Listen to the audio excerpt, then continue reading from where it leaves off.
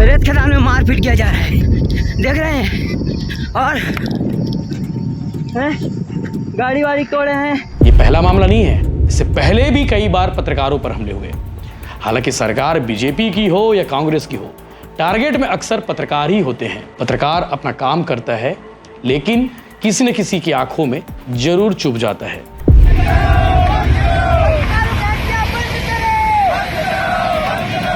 पत्रकारों पर हवाई फायरिंग, उनकी तो प्लानिंग थी कि पत्रकारों को गोली से भून दिया जाए और वहीं उसके लाश को रेत में दफन कर दिया जाए। उसके बाद शायद किसी को पता भी नहीं चलता।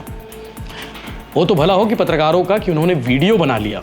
हर चीज का उन्होंने वीडियो बनाया है। किस तरह से उन्होंने वीडियो बनाया वो देखेंगे। तो बिना पीट पास का है, आज पहली बार आया, कब आया? पहली बार आया हो, जो पीट पास मुँह का लोड करा कहाँ तक? कितना लोड कराया? छत्तीसगढ़ में इन दिनों पत्रकारों पर हमले की खबर आम हो गई है।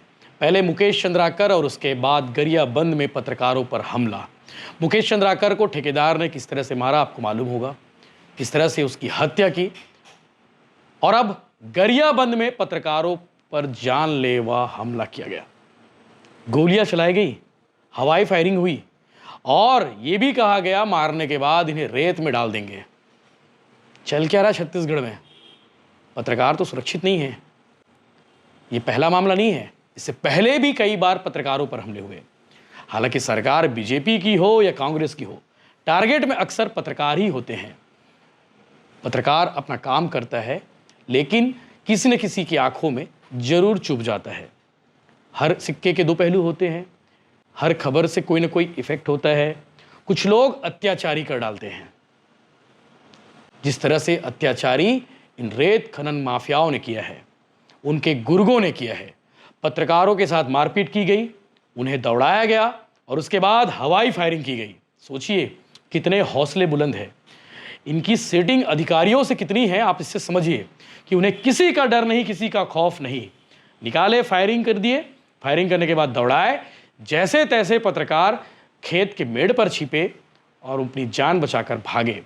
वीडियो भी बनाया गया, वीडियो आप देख पा रहे होंगे, आगे देखेंगे भी वीडियो किस तरह से हमला हुआ है।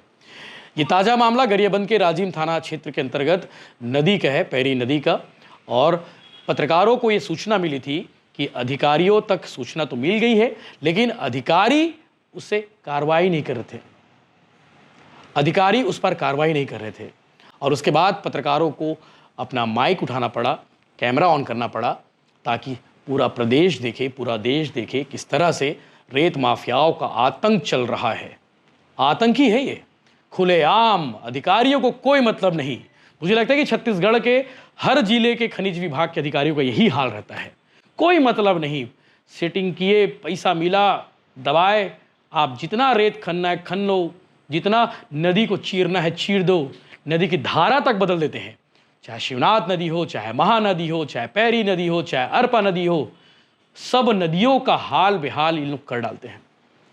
रेत निकालने का भी सिस्टम होता है, लेकिन लीगल वे में कभी उस सिस्टम पर कोई काम नहीं करता, इलीगल चलता है। बारिश आ रही है, बारिश से पहले जितना खोद सकते हो खोदो। पिछले दिनों खनिज विभाग के सचिव ने भी आदेश दिया था, पी दयानंद साहब ने कहा था कि रेत माफियाओं के खिलाफ कार्रवाई होनी चाहिए। आपको एक और मामला बताता हूं, रेत माफियाओं ने किस तरह से एक पुलिस आरक्षक को जान से मार डाला था, ट्रैक्टर चढ़ा दिया था उसके ऊपर। और अब पत्रकारों पर हवाई फायरिंग, उनकी तो प्लानिंग थी कि पत्रकारों को गोली से भून दिया जाए और वहीं उसके लाश को रेत में दफन कर दिया जाए। उसके बाद शायद किसी को पता भी नहीं चलता। वो तो भला हो कि पत्रकारों का कि उन्होंने वीडियो बना लिया। हर चीज़ का उन्होंने वीडियो बनाया है। किस तरह से उन्होंने वीडियो बनाया वो देखेंगे। इस मामले में आनन फानन में कार्रवाई हुई, लेकिन कार्रवाई तो खनिज विभाग के अधिकारियों पर भी होनी चाहिए। जिनकी जिम्मेदारी है रेत को अवैध उत्खनन रोकने से, वही लोग सेटिंग करके बैठे हुए हैं।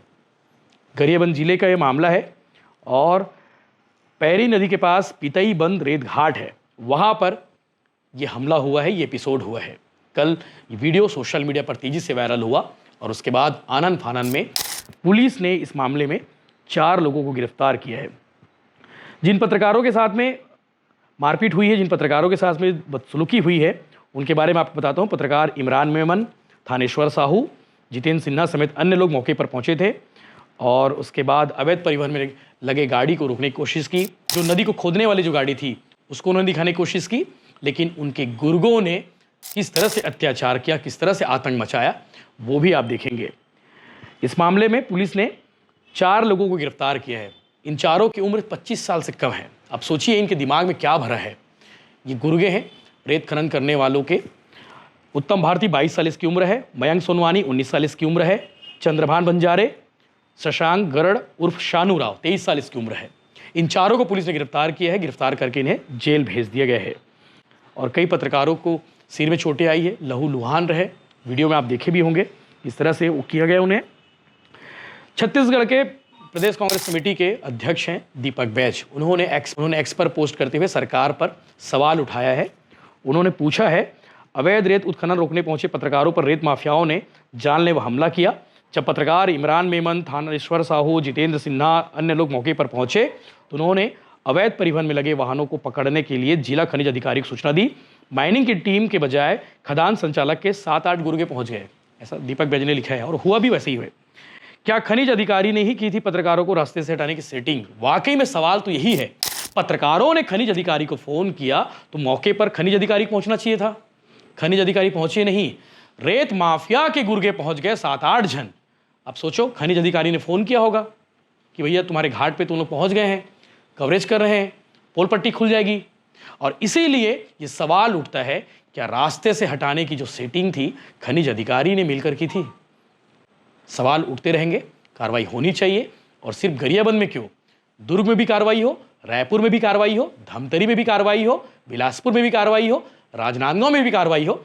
मुझे लगता है कि छत्तीसगढ़ का कोई भी एडिशन का अखबार आप उठा लो, कोई भी जिले का अखबार उठा लो, कोई ना कोई खबर चल रही है वहाँ पे रेत उत्खनन जारी है, धड़ल्ले से जारी है। कार्रवाई भगवान भरोसे, क्योंकि यही पीक टाइम होता है। बारिश से पहले जितना आप नदी को खोदोगे उतना पैसा कमाएंगे और अधिकारियों की जेब में ऊपर भी जाता है। चलिए इस विषय को लेकर क्या कुछ कहा एसडीएम साहब ने, वो भी आप सुन लीजिए। पत्रकारों के ऊपर हमला हुआ है करके एक खबर मिला था, तो जैसे ही हमको फोन के माध्यम से ये सूचना मिली तो मैं स्वयं अपने तहसीलदार के साथ और पुलिस टीम के साथ वहाँ गया और वहाँ से सभी पत्रकारों, जो भी पत्रकार थे, उनको वहाँ से सुरक्षित वापस लाया।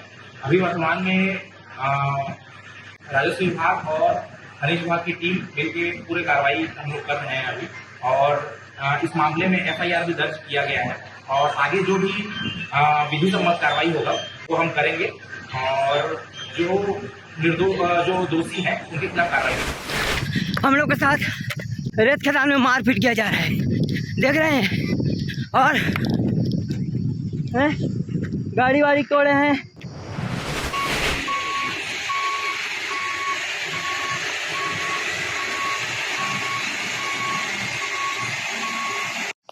लाइव वाइव मत करना भाई। कहाँ जब्ती कर रहे हैं बताओ काहे के लिए लाइव कर रहे हो? तो काहे के लिए जब्ती कर रहे काहे हैं के लिए लाइव कर रहे हैं जी? बताओ ना जी। क्यों नहीं करूँ बताओ? क्यों करोगे? क्यों नहीं करूँगा बताओ? लाइव मत करना भाई, क्यों लाइव मत करना। शुरू कर रहा हूँ ना, शुरू करो। हाँ बंद करो उसको। लाइव काहे के लिए कर रहे हो? तो लाइव काहे के लिए कर रहे हो? लाइव का मारा। आप बाइट दे दो, इसके परमिशन से चल रहा है। पिट पास है, पिट पास है। यही लूंगा। कहाँ चलो मंगो पिट पास, कहाँ खदान वाला मंगो पिट पास। अरे गुड यार, नहीं रहता कहाँ पता। तो बिना पिट पास का है? आज पहली बार आए हो? कब आए हो? पहली बार आया हूँ। ये जो पीट पास मुँह का लोड करा कहाँ तक? कितना में लोड कराए हो? अब बता ही नहीं गया पहली बार। चलो लो मंगो और देने में भाई पिट पास सही कहा। लो पहले इसको दो, इसको पिट पास तो जारी करो।